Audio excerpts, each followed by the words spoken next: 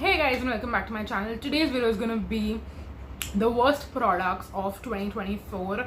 So far I basically went through my entire where I track all the new products that I'm buying, which month I'm buying in, when I'm opening them, trying them out, when am I using them up, if I declutter anything. I mention everything in that specific spreadsheet, and I literally wanted to go over everything because when I thought about 2024, I have to be very honest with you guys. This year I have been more how do I say, I think through my purchases more. I think really long and hard about what I want to try out, what I want to review, what I think is going to work for me, what I think is definitely not going to work for me. And because of that, I feel like even though I've tried out so many new products this year, there have been very few. And when I say, I can literally tell you, we can count how many products fall in the worst category on one hand.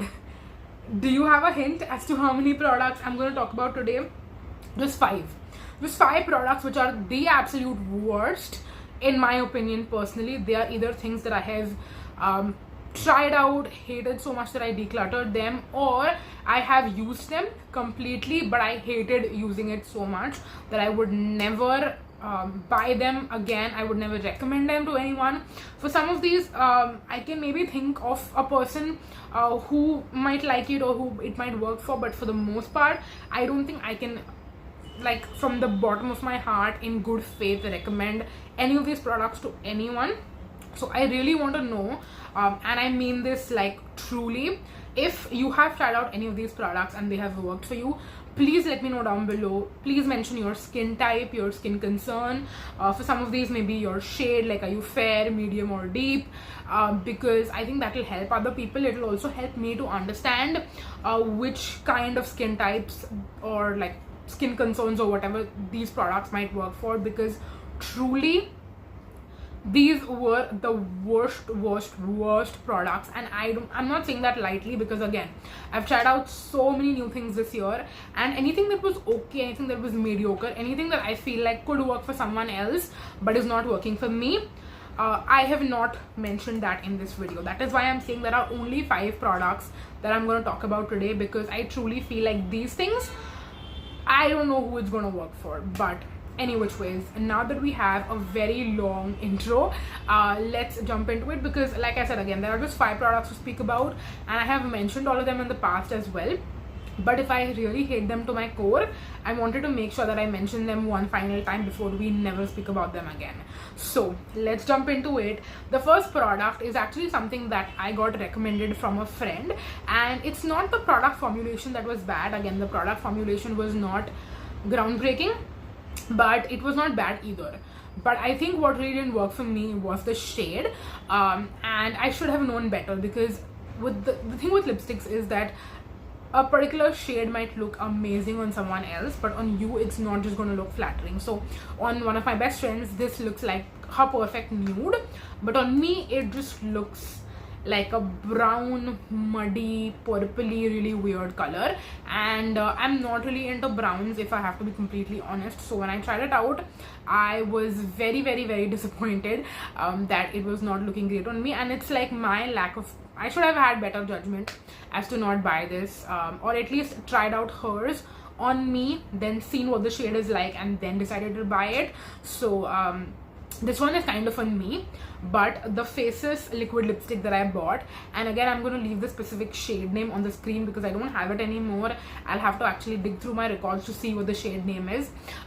This specific shade looked horrible on me, and I think I wore it maybe the first time, and then I was like, okay, maybe let me try applying a very thin layer the next time, and again it looked just as horrible. So after 2 attempts, I was like, when I wear lipstick, it's like what brings my entire look together, and I cannot use a lipstick that I hate so much again and again trying to make it work. So what I did is I just ended up decluttering it. I gave it to my friend. I was like, you love this shade so much, keep it for yourself as a backup.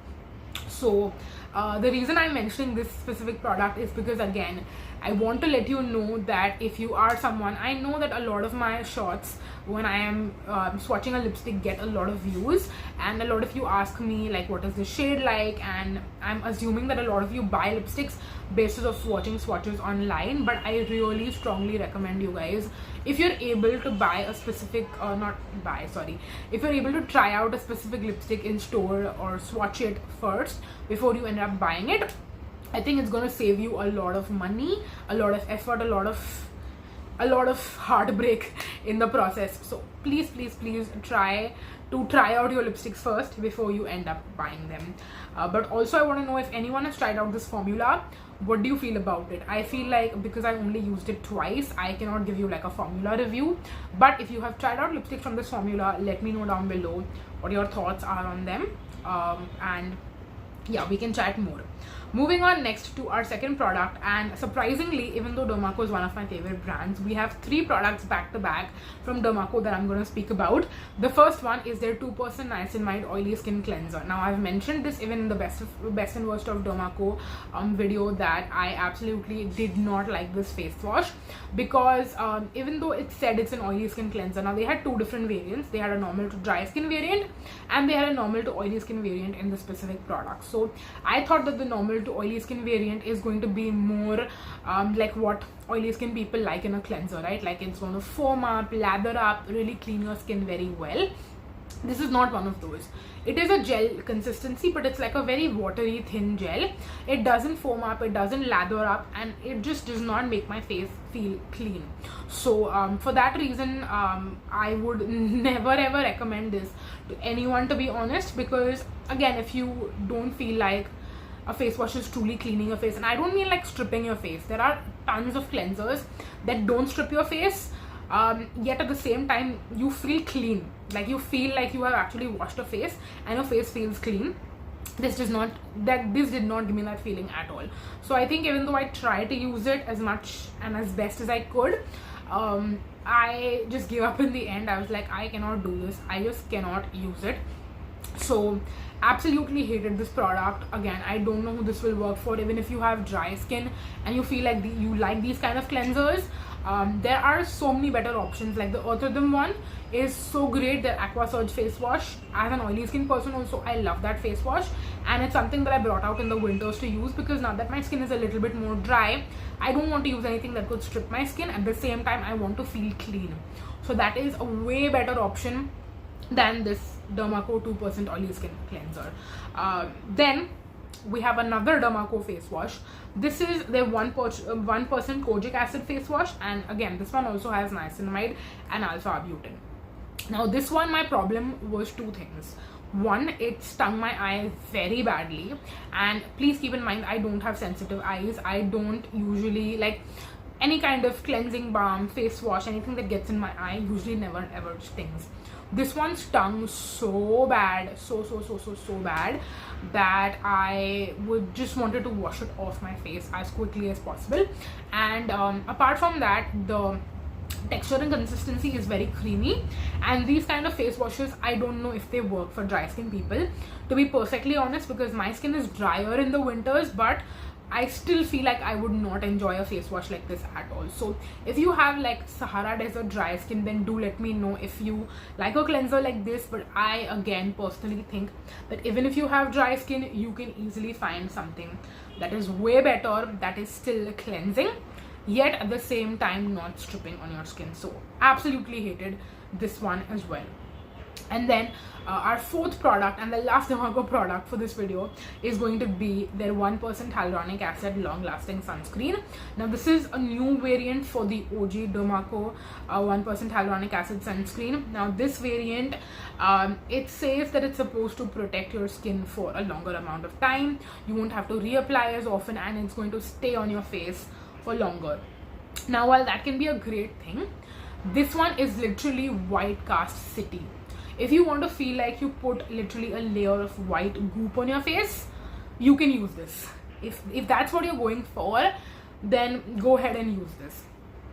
It was horrible the first time that I used it, and I remember, I think I was going out somewhere, if I'm not wrong, and luckily, because I was not wearing makeup that day, it was, I think, a beach day, I want to say. I thought that would be like the perfect day to use it because I'm out basking in the sun, and it was so thick and heavy, and no matter how hard I tried to blend it, it just still left like a mask behind. It was very how do you say, like even oily in a certain way, and it was just horrible. I just felt horrible after putting that sunscreen on my face, and if I'm remembering correctly, that was the last time that I used it. I didn't keep trying it again and again and again because I was like, this is absolutely horrible. I don't want to feel so bad when I put a sunscreen on.